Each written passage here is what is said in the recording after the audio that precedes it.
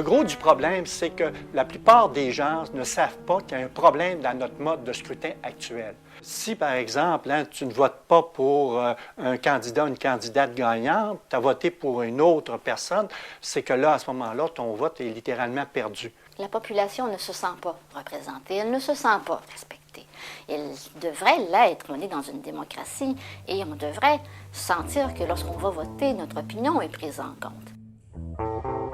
Il faut changer le mode de scrutin parce que ça n'a pas d'allure. À la dernière élection, seulement 57 % des Québécois et des Québécoises sont allés voter. C'est le plus bas taux depuis 1927. Il faut éviter que les gens se disent « Ah, moi, je suis dans un comté rouge, c'est toujours un rouge qui est élu, ça vaut pas la peine que j'aille voter. » Moi, je suis dans un comté bleu, c'est toujours un bleu qui est élu, ça vaut pas la peine que j'aille voter. C'est ça qu'il faut éviter. Et moi-même, je suis tanné à ce moment-là de perdre mon vote et je ne suis pas tout seul. Par exemple, aux dernières élections en 2008, au niveau du Québec, il y a un grand nombre de candidats, de candidates qui ont gagné leur élection avec 38, 39 ou 40 % du vote. Donc ça veut dire plusieurs milliers de votes qui sont perdus dans les circonscriptions. Et si on regarde à la grandeur du Québec, pour les dernières élections, c'est 1 550 000 votes qui ont été perdus sur 3 200 000 personnes qui avaient le droit de vote. C'est quasiment la moitié à ce moment-là des personnes qui ont perdu le vote. On oublie souvent que la démocratie, c'est un concept. C'est un concept en soi et qu'en tant que citoyen et citoyenne, on a aussi le devoir moral, mais aussi le pouvoir d'agir sur la démocratie en vue de l'améliorer. Et nous avons ici un système uninominal majoritaire à un tour qui crée des distorsions. Une distorsion, c'est tout simplement l'écart entre la volonté des électeurs, des électrices et la composition de l'Assemblée nationale. Le parti qui était dans l'opposition a eu plus de votes que le parti au pouvoir à ce moment-là. Et pire que ça, c'est que le parti au pouvoir n'était même pas minoritaire, il a été majoritaire. Donc, c'est vraiment un renversement de la volonté populaire. Donc, ça, c'est une très grosse distorsion. C'est sûr que ça n'arrive pas à toutes les élections, mais à toutes les élections, il y a des distorsions. C'est dans la nature de notre mode de scrutin de produire une déformation, de produire une distorsion.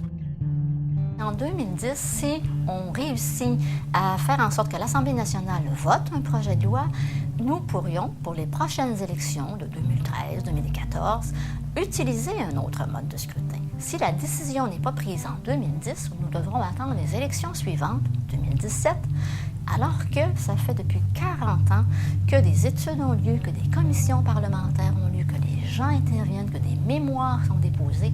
C'est des milliers de personnes en bout de ligne qui ont dit depuis très longtemps qu'il est nécessaire de changer de mode de scrutin.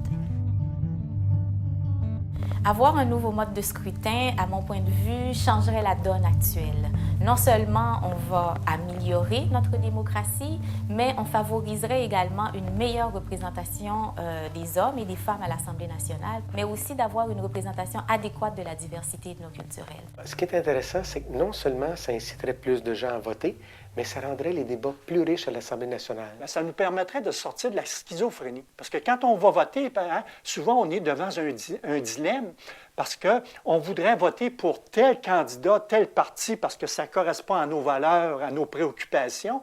Mais en même temps, on ne veut pas que tel parti passe, que tel autre candidat passe. Donc, on va donner notre vote à un candidat qui nous plaît plus ou moins, alors qu'on se reconnaît beaucoup plus dans tel candidat ou dans tel parti. Donc, on est toujours comme divisé, on est toujours là, tiraillé. Un mythe qui est très tenace, c'est que des modes de scrutin à finalité proportionnelle amènent une instabilité et une faiblesse gouvernementale. C'est faux.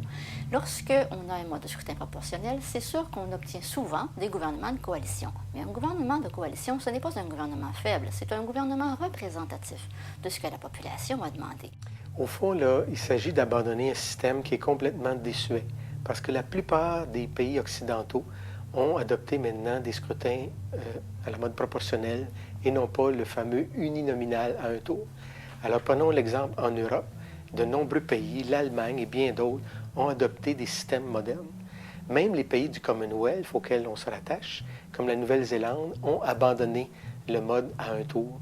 D'ici juin 2010, le MDN vous invite à faire un geste concret et c'est très simple. Sur le site Urgence démocratique, vous pouvez donner votre appui à la campagne. Vous pouvez aussi vous inscrire pour recevoir les messages de la campagne et ensuite les transférer à vos députés, à vos médias, à vos amis et leur demander de faire de même. D'ici juin 2010, ça nous permettra de mettre de la pression pour que le gouvernement enclenche le processus qui va nous mener à l'adoption en 2010 d'un nouveau mode de scrutin. Si en 2010, les partis politiques présents à l'Assemblée nationale ne posent pas les gestes concrets et efficaces pour réformer le mode de scrutin, nous allons considérer qu'ils s'opposent à la réforme du mode de scrutin, donc qu'ils s'opposent au respect de la population.